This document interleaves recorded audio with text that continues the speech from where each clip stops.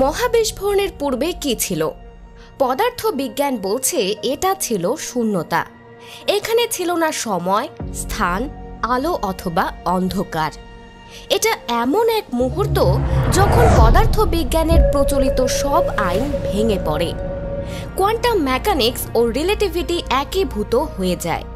4 মাত্রিক জগৎ 6 মাত্রিক জগতের সাথে সংযুক্ত হয়ে যায়, যেখানে ফান্ডামেন্টাল ফোর্সগুলোর ব্যবচ্ছেদ মুছে যায়।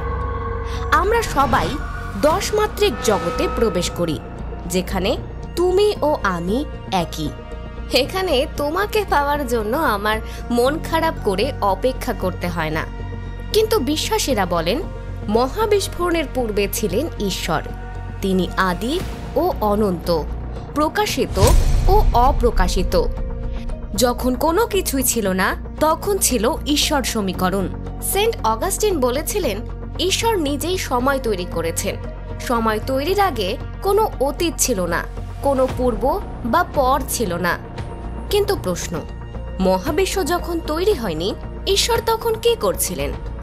অনন্ত অসীম মহাশূন্যে তিনি কি আমাদের কথা চিন্তা করছিলেন, অথবা ব্যস্ত ছিলেন অন্য কোনো মহাবিশ্বে? মহাবিশ্ব কি একটি পেন্ডুলামের মতো, যেটি একবার শুরু করার পর অনন্তকাল ধরে চলছে? অনেকে মনে করেন মহাবিস্ফোরণ ছিল একজন গ্র্যান্ড ডিজাইনারের পরিকল্পনা। 10⁻43 সেকেন্ডসের ভেতর তিনি মহাবিশ্বের প্রায় 20টি ফান্ডামেন্টাল ধ্রুবকের মান নির্ধারণ করেছিলেন। একটি 2 ইঞ্চি ইকুয়েশনে লিখে দিয়েছিলেন মহাবিশ্বের ট্রিলিয়ন ট্রিলিয়ন বছর ভবিষ্যৎ। আমাদের জীবন তার লেখা একটি উপন্যাস। আমাদের পৃথিবীতে প্রায় 200টি ফান্ডামেন্টাল কনস্ট্যান্ট আছে। তাদের একটিও যদি সামান্য পরিমাণ এদিক ওদিক করে, বিলুপ্ত হয়ে যাবে জীবন। উদাহরণস্বরূপ, মহাকর্ষের টান যদি এখানকার তুলনায় অস্বাভাবিক মাত্রায় বেশি হয়, তবে ছোট ছোট বস্তু থেকেও মিনি ব্ল্যাক হোল তৈরি হবে। আপনি দেখবেন একই ঘটনা বারবার পুনরাবৃত্তি ঘটছে। আবার আলোর গতি যদি এখানকার তুলনায় অকল্পনীয় মাত্রায় কমে যায়, স্পেস টাইম বিকৃত হয়ে যাবে, আর আপনি দেখবেন সময় থেমে গেছে। তখন অতীত ও ভবিষ্যতের মধ্যে পার্থক্য থাকবে না। একইভাবে প্লাঙ্ক কনস্ট্যান্ট যদি সামান্য বড় হয়, আপনি দেখবেন আপনি একই সাথে অতীত, বর্তমান ও ভবিষ্যতে অবস্থান করছেন। তখন আপনি অবাক হতেন, কারণ আপনি এবং একটি গাছ আসলে একই। কিন্তু এ ধরনের কোনো পরিস্থিতিতেই জীবন টিকে থাকতে পারে না। মহাবিশ্বের ফান্ডামেন্টাল কনস্ট্যান্টগুলো যদি 1 বিলিয়ন ভাগের 1 ভাগও তারতম্য করে, তবে পৃথিবীতে জীবন বিলুপ্ত হয়ে যায়। আর এখান থেকে প্রমাণ হয় মহাবিশ্বে একজন ঈশ্বর আছেন। তিনি কেবল সৃষ্টির শুরুতে বলেছিলেন হও, আর 10⁻36 সেকেন্ডসের ভেতর স্পেস টাইম অনন্ত অসীম আকার ধারণ করে। মহাবিশ্ব জীবনের জন্য ফাইন টিউন হয়ে যায়। কিন্তু স্টিফেন হকিং ও আইনস্টাইনের মতো বিজ্ঞানীরা এই ধারণার ঘোরতর বিরোধী ছিলেন। আমাদের আধুনিক কোয়ান্টাম মেকানিক্স ও রিলেটিভিটির নিয়ম ঈশ্বরকে মারাত্মকভাবে চ্যালেঞ্জ করে, আর সবশেষে ঈশ্বরের মৃত্যু ঘোষণা করে। এখন প্রশ্ন, মহাবিশ্বের কি আসলেই কোনো শুরু আছে? অনেকেই মনে করেন বিগ ব্যাং ছিল কোনো একটা সাধারণ বিস্ফোরণ, ঠিক যেন একটা বোমা ফাটার মতো। কিন্তু এটা ভুল। বিগ ব্যাং স্পেসের ভেতরে কোনো বিস্ফোরণ নয়, বরং স্পেস নিজেই প্রসারিত হয়েছিল। আর সময়ের শুরু ঠিক তখনই। আইনস্টাইনের জেনারেল রিলেটিভিটি অনুযায়ী স্পেস এবং টাইম আলাদা কিছু না, বরং তারা একত্রে তৈরি করে স্পেস টাইম ফেব্রিক। এ থিওরি অনুসারে বস্তুর ভর স্পেস টাইমকে বক্র করে দিতে পারে, আর এখান থেকে জন্ম নেয় গ্র্যাভিটি। একটা ব্ল্যাক হোলের বিপুল ভর স্পেস টাইমকে অসীমভাবে মোচড় দেয়, আর এতে করে ব্ল্যাক হোলটির টাইমও স্লো হয়ে যায়। কখনো কখনো একটি ব্ল্যাক হোল 2টি মহাবিশ্বের ভেতর টানেল তৈরি করে। মহাবিস্ফোরণ যখন স্পেসকে প্রসারিত করেছিল, তখন টাইমও শুরু হয়েছিল। আর তাই মহাবিস্ফোরণের পূর্বে কি ছিল, এই প্রশ্নটাই ভুল। কারণ পূর্বে বা পরে হলো একটা সময়ের রেফারেন্স, আর সময় শুরুই হয়েছিল বিগ ব্যাং দিয়ে। আপনি যদি পৃথিবীর মানচিত্রের উত্তর দিকে যেতে যেতে নর্থ পোলে পৌঁছান, তারপর আর কোনো নর্থ পোল নেই। আপনি অনন্তকাল সামনের দিকে অগ্রসর হলেও আর কিছু খুঁজে পাবেন না। এটি একটি গোলাকার টানেল আকারে বারবার আপনাকে একই জায়গায় ফিরিয়ে আনবে। তেমনি এ মহাবিশ্বেরও কোনো শুরু নেই, আর তাই এটাকে কেউ শুরু করেনি। স্টিফেন হকিং বলেছেন, মহাবিস্ফোরণের শুরুতে কোনো সিঙ্গুলারিটি ছিল না। মহাবিশ্ব শুরু হয়েছিল কাল্পনিক সময়ে। এটি একটি ইম্যাজিনারি ডাইমেনশন। এখন প্রশ্ন, কাল্পনিক সময় কি? মনে করুন আপনি একজন গেম প্লেয়ার। আপনি গেমের এক লেভেল শেষ না করে অন্য লেভেলে প্রবেশ করতে পারবেন না, কিন্তু গেম ডেভেলপার সব লেভেলই একসাথে ডিজাইন করে রেখেছে। তার কাছে সব সময় সবকিছু একসাথে বর্তমান। এর দৃষ্টিভঙ্গিটা ইম্যাজিনারি টাইমের মতো। স্টিফেন হকিং বলেন, টাইম স্পেসের মতো গোলাকার হলে টাইমের কোনো শুরু থাকে না। ঠিক যেমনি উত্তর মেরুর পর আর কোনো উত্তর মেরু নেই। একটি অ্যানালজি দিলে আপনি ব্যাপারটি বুঝতে পারবেন। একটি ত্রিমাত্রিক জীব দ্বিমাত্রিক পৃষ্ঠের পুরোটা একসাথে দেখে, আর তাই তার চোখে দ্বিমাত্রিক পৃষ্ঠের শুরু ও শেষ একই কথা। এটাই ইম্যাজিনারি টাইম। মহাবিশ্ব শুরু হয়েছিল কাল্পনিক সময়ে, এজন্য মহাবিশ্বের কোনো ঈশ্বর নেই।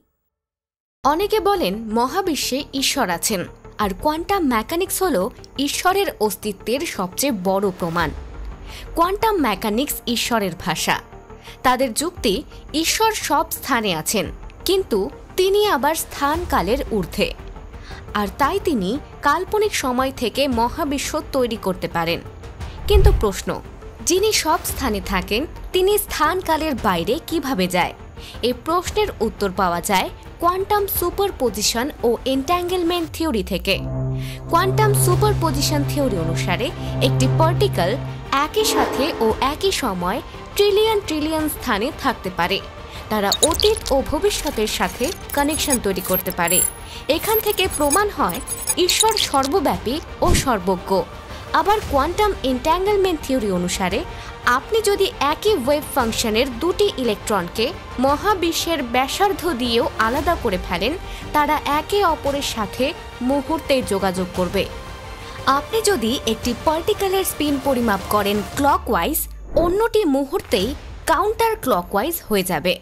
আমরা জানি দৃশ্যমান মহাবিশ্বের ব্যাসার্ধ 93 বিলিয়ন লাইট ইয়ার্স। আপনি যদি আলোর গতিতেও মহাবিশ্বের শেষ প্রান্তে যেতে চান, আপনার 93 বিলিয়ন বছর অপেক্ষা করতে হবে। কিন্তু দুটি এন্ট্যাঙ্গেল পার্টিকেল একে অপরের সাথে মুহূর্তেই যোগাযোগ করে, যেন তারা একসাথে ও একই সময় একই স্থানে অবস্থান করছে। এটি শুধু আমাদের মহাবিশ্বের দুটি প্রান্ত নয়, ভিন্ন ভিন্ন মহাবিশ্বের ওপরও প্রয়োগ করা যায়। ব্যাপারটা এমন যেন সমগ্র মাল্টিভার্স এক প্রকার আণুবীক্ষণিক ওয়ার্মহোল দিয়ে সংযুক্ত। তাদের মাঝে দূরত্ব নেই। সমগ্র মহাবিশ্ব কোয়ান্টাম এন্ট্যাঙ্গেলমেন্টের মাধ্যমে কানেক্টেড। পুরো মাল্টিভার্সের একটি আণুবীক্ষণিক ডেটাবেস আছে। প্রতিটি মহাবিশ্ব একই সাথে স্থানকালের ভেতরে, আবার স্থানকালের বাইরে। আপনি একই সাথে আমাদের মহাবিশ্বে, আবার একই সাথে মাল্টিভার্সে। এখান থেকে প্রমাণ হয় ঈশ্বর নিজেও একই সাথে ও একই সময়ে স্থানকালের ভেতরে ও বাইরে চলাচল করতে পারেন। তার কাছে কোনো ভেতর বাহির নেই। কিন্তু সমস্যা হলো এই ইকুয়েশন মহাবিশ্বের প্রতিটি পার্টিকেলের ওপরই প্রয়োগ করা যায়। কোয়ান্টাম সুপারপজিশন মাল্টিভার্সের প্রতিটি কণার ওপর প্রযোজ্য, এমনকি আপনার দেহের একটি পরমাণুর ওপরও। এক মহাবিশ্বের পার্টিকেল কোয়ান্টাম এন্ট্যাঙ্গেলমেন্টের মাধ্যমে অন্য মহাবিশ্বের সাথে কানেক্টেড থাকতে পারে। কোয়ান্টাম টানেলিং প্রক্রিয়ায় আমাদের দেহের একটি কণা মাল্টিভার্সে চলে যেতে পারে। তাই বলে কি প্রতিটি পরমাণু ঈশ্বর হয়ে গেল? সেরকম হলে আপনি নিজেও একজন ঈশ্বর। যাই হোক, কোনো কিছু সর্বব্যাপী মানেই সেটি সর্বশক্তিমান হয়ে যায় না। যেমন ইলেকট্রোম্যাগনেটিক ফিল্ড সব জায়গায় থাকে, কিন্তু তার মানে এই নয় যে এটি সচেতন। ঈশ্বরের ধারণায় কেবল এভরিওয়্যার থাকাই যথেষ্ট নয়, বরং অল নোয়িং, অল পাওয়ারফুল হওয়াও প্রয়োজন। কিন্তু কোয়ান্টাম মেকানিক্স বলছে ঈশ্বর সর্বজ্ঞ হতে পারেন না, কারণ ঈশ্বর যদি মহাবিশ্বের সকল তথ্য জানেন তবে কোয়ান্টাম অনিশ্চয়তার নীতি লঙ্ঘন হয়, আর অনিশ্চয়তার নীতি ভেঙে গেলে পুরো ইউনিভার্স মুহূর্তেই ভ্যানিশ হয়ে যায়। এ নীতি অনুসারে আপনি যদি কোনো একটি কণার অবস্থান 100% নির্ভুলভাবে জানেন তাহলে তার গতিবেগ নির্ধারণ করা সম্ভব নয়, এবং বিপরীতভাবে যদি গতিবেগ নির্ধারণ করেন তবে অবস্থান অনিশ্চিত হয়ে যায়। কোয়ান্টাম অনিশ্চয়তার নিয়ম বুঝতে হলে আপনাকে প্রথমে ডাবল স্লিট এক্সপেরিমেন্ট বুঝতে হবে। ডাবল স্লিট এক্সপেরিমেন্ট কি? দাঁড়ান, সহজ ভাষায় বুঝিয়ে বলছি। একটি দেয়ালে দুটি ছিদ্র করুন, দেয়ালের ওপারে একটি ডিটেক্টর স্ক্রিন রাখুন, তারপর একটি ইলেকট্রন গান দিয়ে দেয়ালটিকে উদ্দেশ্য করে ইলেকট্রন শুট করুন। আপনি হয়তো ভাবছেন ইলেকট্রন একটি নির্দিষ্ট সময় নির্দিষ্ট ছিদ্র দিয়ে প্রবেশ করবে, কিন্তু না, কোয়ান্টাম মেকানিক্স বলছে আপনি যদি পর্যবেক্ষণ না করেন তবে পার্টিকেলটি একই সাথে ও একই সময় একাধিক ছিদ্র দিয়ে প্রবেশ করবে। আপনি ডিটেক্টর স্ক্রিনে এক প্রকার ইন্টারফেয়ারেন্স প্যাটার্ন দেখতে পাবেন। এখান থেকে প্রমাণ হয় ইলেকট্রন কোনো বস্তু নয়, এটি একটি সম্ভাবনার তরঙ্গ। একটি ইলেকট্রনের পক্ষে একই সাথে ও একই সময় একাধিক সম্ভাবনায় থাকা সম্ভব। এ ব্যাপারটিকে বলে কোয়ান্টাম সুপারপজিশন। অন্য কথায়, আপনার পর্যবেক্ষণের পূর্বে ইলেকট্রন একই সাথে ও একই সময় অসংখ্য সম্ভাবনায় থাকবে, কিন্তু যখনই আপনি ইলেকট্রনের দিকে তাকাবেন আপনি দেখবেন ইলেকট্রন একটি ছিদ্র দিয়ে প্রবেশ করছে। এটি তার তরঙ্গ ধর্ম ত্যাগ করে বস্তুর মতো আচরণ করবে। আপনি ইলেকট্রনটিকে জানার পরপরই ইলেকট্রন আপনার সাথে অনিশ্চিত আচরণ করছে না। এখন মনে করুন ঈশ্বর নিজেই এক্সপেরিমেন্টার। তিনি নিজেই ডাবল স্লিট এক্সপেরিমেন্ট করে মহাবিশ্বের সব ঘটনা একসাথে পর্যবেক্ষণ করছেন। এর মানে মহাবিশ্বে কোয়ান্টাম অনিশ্চয়তাই থাকলো না, আর কোয়ান্টাম অনিশ্চয়তার নিয়ম না থাকলে quantum fluctuation, quantum superposition, quantum entanglement ও কোয়ান্টাম টানেলিং কোনোটাই থাকবে না। কোয়ান্টাম অনিশ্চয়তার নিয়ম বলছে শূন্য স্থান শূন্য নয়, প্রতিনিয়ত শক্তি ওঠানামা করে, আর এখান থেকে জন্ম নেয় ইনফ্লেশন ফিল্ড। ইনফ্লেশন ফিল্ডের এক এক জায়গায় শক্তির ভ্যালু এক এক রকম। ইনফ্লেশন ফিল্ডের শক্তির ভ্যালু ভিন্ন ভিন্ন হওয়ায় ভিন্ন ভিন্ন মহাবিশ্ব তৈরি হয়। কোয়ান্টাম অনিশ্চয়তার নিয়ম না থাকলে সর্বপ্রথম মহাবিশ্ব ও মাল্টিভার্স তৈরির প্রক্রিয়া বন্ধ হয়ে যেত। আমাদের ইউনিভার্স মহাবিস্ফোরণের মাধ্যমে তৈরি হতো না, আর আনুমানিক 13.8 বিলিয়ন বছর পর আমাদের বিবর্তনও ঘটতো না। আজ এসব টপিক নিয়ে আলোচনার জন্য মহাবিশ্বে কোনো জীবন থাকতো না। ঈশ্বর যে নেই তার সবচেয়ে বড় প্রমাণ আপনি নিজেই, কারণ ঈশ্বর থাকলে আপনি থাকতেন না। কোয়ান্টাম অনিশ্চয়তার ওপরই কোয়ান্টাম মেকানিক্সের অন্য সকল নিয়ম দাঁড়ানো। আমরা কোয়ান্টাম টানেলিং এর কারণে সূর্য ও নক্ষত্রের আলো পাই। কোয়ান্টাম টানেলিং বন্ধ হয়ে গেলে আমাদের মহাবিশ্ব অন্ধকার হয়ে যাবে। ব্ল্যাক হোলের ইভেন্ট হরাইজন থেকে আপনি কোনো রেডিয়েশন পাবেন না। আর কোয়ান্টাম সুপারপজিশন ও এন্ট্যাঙ্গেলমেন্ট যদি বন্ধ হয়ে যাবে কোয়ান্টাম কম্পিউটার, ইন্টারনেট এবং আপনার মস্তিষ্কের নিউরাল অ্যাক্টিভিটি। এখান থেকে আমরা বুঝতে পারি ঈশ্বর যদি সর্বজ্ঞ হতে চান তবে কোয়ান্টাম মেকানিক্সের প্রায় সকল নিয়মই অকেজো হয়ে যাবে। ঈশ্বর তার অন্য সকল শক্তি ও ক্ষমতা হারিয়ে ফেলবেন।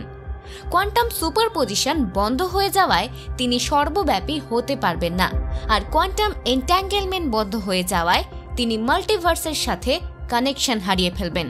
এখন প্রশ্ন, পদার্থবিজ্ঞানের নিয়ম যদি ঈশ্বরের ভাষা হয়, কেন ঈশ্বরের ভাষা ঈশ্বরের বিপক্ষেই সাক্ষ্য দিচ্ছে? অনেকেই বলবেন ঈশ্বর উচ্চমাত্রিক সত্তা।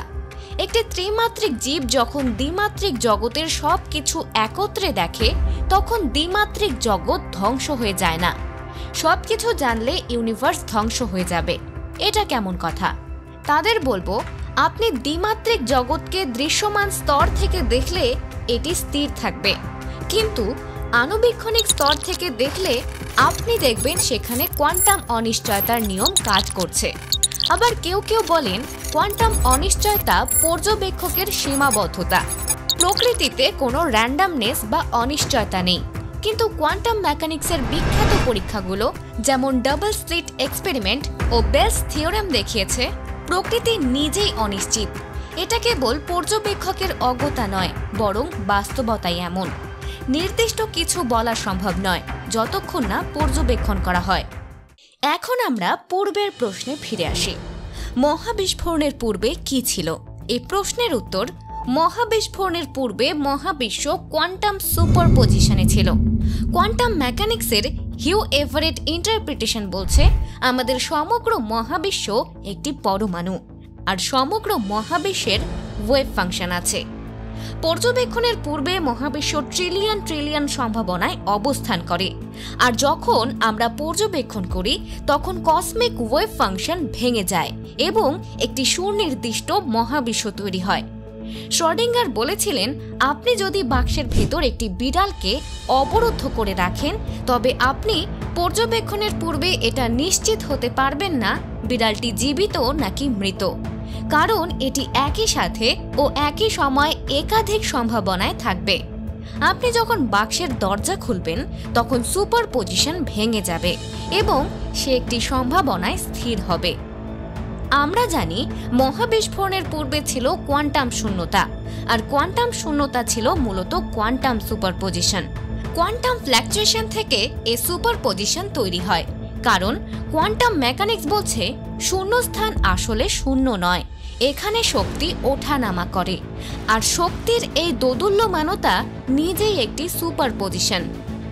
1960 থেকে 70-এর দশকে জন হুইলার এবং ব্রাইস ডিভিড বলেছিলেন, আমাদের মহাবিশ্বেরও একটি ওয়েভ ফাংশন আছে, আর এই ওয়েভ ফাংশন সমস্ত সম্ভাব্য মহাবিশ্বকে একসাথে ধারণ করে।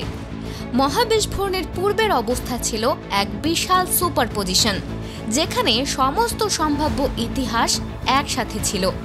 4 মাত্রিক ও 6 মাত্রিক জগৎ কানেক্টেড ছিল। এক মহাবিশ্ব থেকে অন্য মহাবিশ্বে প্রবেশের কোনো বাধা ছিল না। এ সময় মহাবিশ্বের ফান্ডামেন্টাল ফোর্সগুলো একীভূত ছিল একটি 10 মাত্রিক বাবলে। মহাবিস্ফোরণের পূর্বে মহাবিশ্ব ছিল একটি শ্রোডিঙ্গার ক্যাট। এখন প্রশ্ন, যখন কোনো কিছুই ছিল না তখন কে খুলেছিল বাক্সের দরজা? কে নির্ধারণ করেছিল প্রায় 200টি প্যারামিটার?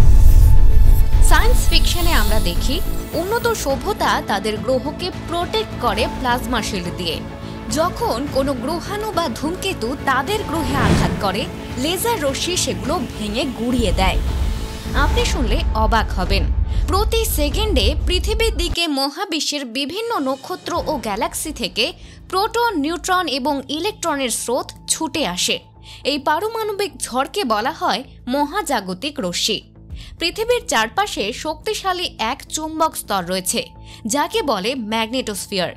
এই স্তর কসমিক রে থেকে আমাদের সুরক্ষিত রাখে। আবার মহাবিশ্বের বিভিন্ন প্রান্ত থেকে প্রতিনিয়ত পৃথিবীর দিকে ছুটে আসে গ্রহাণু এবং ধূমকেতু। যখন কোনো গ্রহাণু আমাদের পৃথিবীকে আঘাত করতে চায় তখন বৃহস্পতির মাধ্যাকর্ষ তাদের টেনে নিয়ে যায়, আবার কখনো কখনো কক্ষপথের বাইরে ছুঁড়ে ফেলে। এজন্য বৃহস্পতিকে বলা হয় সৌরজগতের ভ্যাকিউম ক্লিনার। আমরা যেন সায়েন্স ফিকশন মুভির কোনো ক্যারেক্টার, যাদের কোনো মহাজাগতিক মাস্টার প্ল্যান প্রোটেক্ট করছে। 1961 সালে বিখ্যাত পদার্থবিদ ইউজিন উইগনার একটা থট এক্সপেরিমেন্ট প্রস্তাব করেন, যা শ্রোডিঙ্গারস ক্যাট সমস্যাটি আরও জটিল করে তোলে।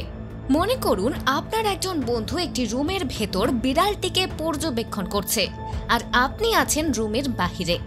আপনার বন্ধুর কাছে বিড়ালটি বাস্তব জগতে আছে, কিন্তু আপনার চোখে রুম, বিড়াল ও আপনার বন্ধু অর্থাৎ সমগ্র সিস্টেমই সুপারপজিশনে আছে। এখন প্রশ্ন, বাস্তবতা কার জন্য বাস্তব? উইগনারের বন্ধুর জন্য নাকি উইগনারের জন্য? অবজেক্টিভ বাস্তবতার ভিত্তি কি? শুধুমাত্র মানুষের চেতনায় কি বাস্তবতা নির্ধারণ করে? এখান থেকে তিনি সিদ্ধান্তে আসেন মহাবিশ্বে একজন ইটারনাল অবজারভার আছেন, আর তিনি ঈশ্বর।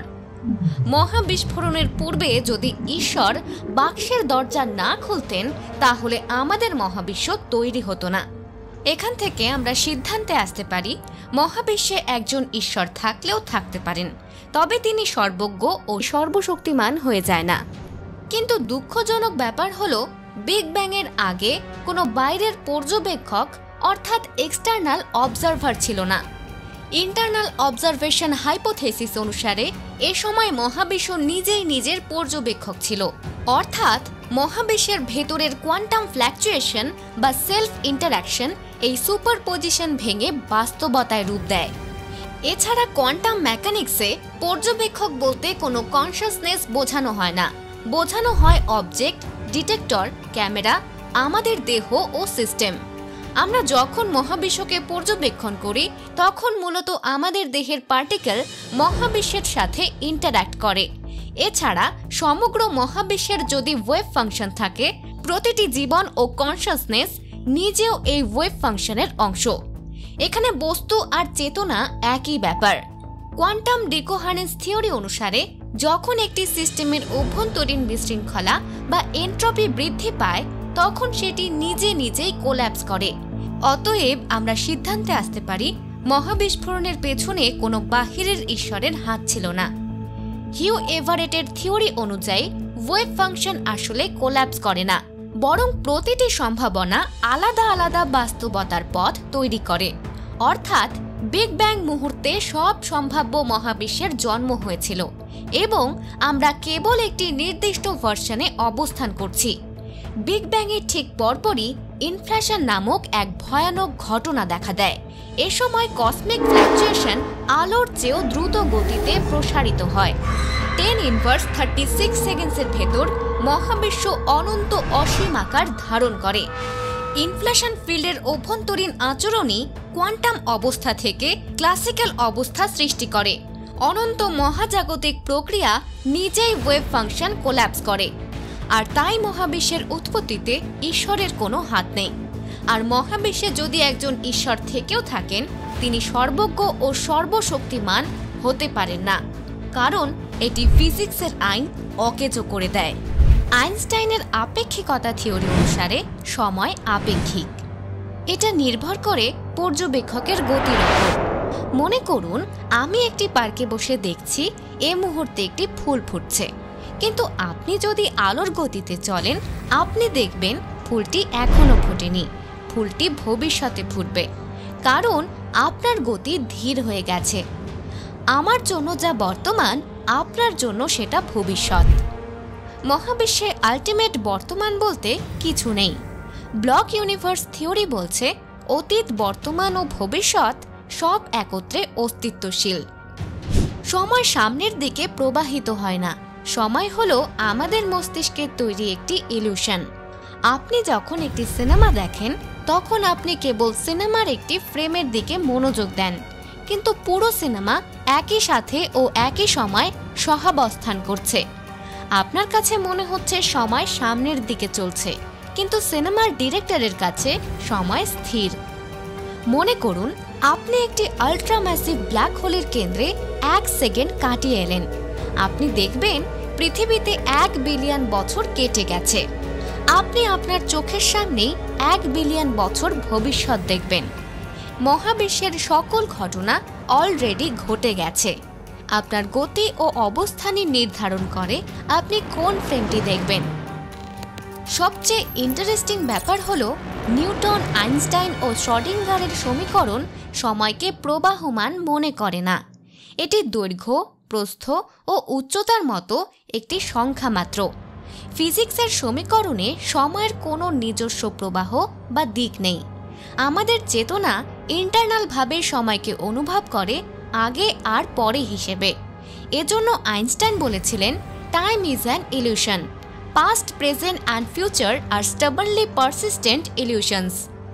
পদার্থবিজ্ঞানের অনেক নিয়ম সময় উল্টো করলেও একই রকম চলে, অর্থাৎ থিওরিটিক্যালি ভবিষ্যৎ থেকে অতীতে যাওয়া সম্ভব। ফিজিক্সের সমীকরণের কাছে অতীত ও ভবিষ্যতের কোনো পার্থক্য নেই। আপনি যদি মাইক্রোস্কোপিক জগতে প্রবেশ করেন আপনি একই রিয়ালিটি দেখবেন। আপনি দেখবেন দুটি এন্ট্যাঙ্গেল পার্টিকেল একই সাথে ও একই সময় বিলিয়ন লাইট ইয়ার্স দূর থেকে ইন্টারঅ্যাক্ট করে। যেন তাদের মাঝে কোনো স্পেস টাইম নেই। আবার একটি ইলেকট্রন যখন সুপার পজিশনে থাকে তখন সে একই সাথে ও একই সময় অতীত ও ভবিষ্যতে অবস্থান করতে পারে। অন্য কথায় সামগ্রিক মহাবিশ্বে কোনো সেন্ট্রাল টাইম নেই। আবার হিউ এভারেটের কসমিক ওয়েভ ফাংশন থিওরি অনুসারে পুরো মাল্টিভার্সের ওয়েভ ফাংশন সব সম্ভাব্য ঘটনাকে একসাথে ধারণ করে। আমাদের চেতনা যে ইউনিভার্সে লিফট হয় আমরা সেখানে সময়ের প্রবাহ দেখি, কিন্তু মাল্টিভার্সাল ওয়েভ ফাংশনে সম্ভাব্য সকল বাস্তবতা এই মুহূর্তেই অস্তিত্বশীল। কোয়ান্টাম সুপারপজিশনে মহাবিশ্বের সম্ভাব্য সকল ভার্সন ও বাস্তবতা স্থির হয়ে আছে, আর তাই সময়ের প্রবাহ মাল্টিভার্সে নয়, সময়ের প্রবাহ আমাদের মনে। মনে করুন আপনার সামনে একটা বিশাল লাইব্রেরি আছে যেখানে প্রতিটা বই হলো এক একটি ইউনিভার্স। প্রতিটি বইতে ঘটনার সব সম্ভাব্য ধারাবাহিকতা লেখা আছে। আপনি যদি বইয়ের একটা পৃষ্ঠা পড়েন আপনার মনে হবে ঘটনা সামনে এগোচ্ছে, কিন্তু পুরো লাইব্রেরি একই সাথে দাঁড়িয়ে আছে, কখনো বদলাচ্ছে না। আপনি বইয়ের একটি পৃষ্ঠায় আটকে আছেন বলে আপনার মনে হচ্ছে সময় সামনের দিকে চলমান, কিন্তু পুরো লাইব্রেরি স্থির। সত্যিকারে কোনো কিছুই চলছে না। আপনি শুনলে অবাক হবেন, অসীম মহাবিশ্বে আপনার জন্ম এবং মৃত্যু নেই। ফিজিক্সের ইকুয়েশন অনুযায়ী আপনি একই সাথে জীবিত ও মৃত, পার্থক্য কেবল সময়। আমরা সময়ের ডিরেকশন দেখি, কারণ মহাবিস্ফোরণের পর থেকে মহাবিশ্বে এনট্রপি বাড়ছে। এনট্রপি হ্রাস পেলে সময় পেছনের দিকে চলে। আমরা এখনও একটি পরমাণুর ভেতর বাস করি। এই পরমাণুর ভেতর 6 মাত্রিক ও 4 মাত্রিক জগৎ এখনও কানেক্টেড। কোয়ান্টাম এনট্যাঙ্গেলমেন্ট ও সুপারপজিশন প্রমাণ করে আমাদের মহাবিশ্ব একটি কমন ইনফরমেশন ফিল্ডে বাঁধা। মহাবিশ্ব তৈরিতে কোনো মহাজাগতিক পর্যবেক্ষকের হাত নেই।